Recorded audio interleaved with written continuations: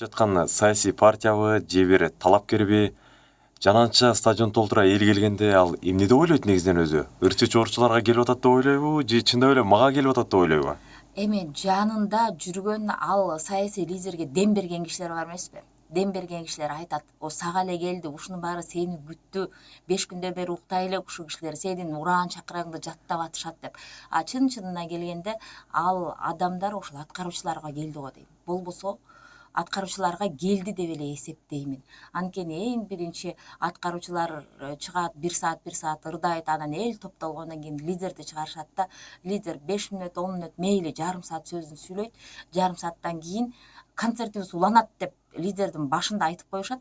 Анан лидер сүйлөп бүткөндөн кийин анан ырчылар улантат турбайбы деп эл анан күтүп турушат ошол жерде. Лидер кеткенден кийин биз дагы 1-2 номер беребиз дагы, мындай элдерге мындай момпосуй мына ырдап койдук деген соң анан кетип калабыз. Ырчы чоорчулар өздөрү бул жөнүндө эмне деп сүйлөшөт? Кандай талкуулайт бул теманы? Ырчы чоорчуларыбыз эми өз ара айтып калабыз, рас болбодубу биз келгенибиз, болбосо кимге келишет эле, буларга да көптөн бери концерт койбой дагы рас болуптур ушул жерге, мени сагынып калышыптыр, бул жерде баланча деген фанатым бар эле, ошол мени күтүп атат, жазышып атабыз, телефон чалды эле, рас келдик деп эле сүйлөшүп калабыз. Анан бул саясий лидерлер биз жок келгенде ушунча киши чогулат беле, чогулбайт беле деп талаш тартышып калабыз. Бирөөбүз чогулат дейбиз, экинчисибиз чогулбайт дейбиз. Бирок ошол экспериментти бир жүргүзүп көрсөк жакшы болот эле. Бир саясий лидерди ырчылары жок бир жака жиберип.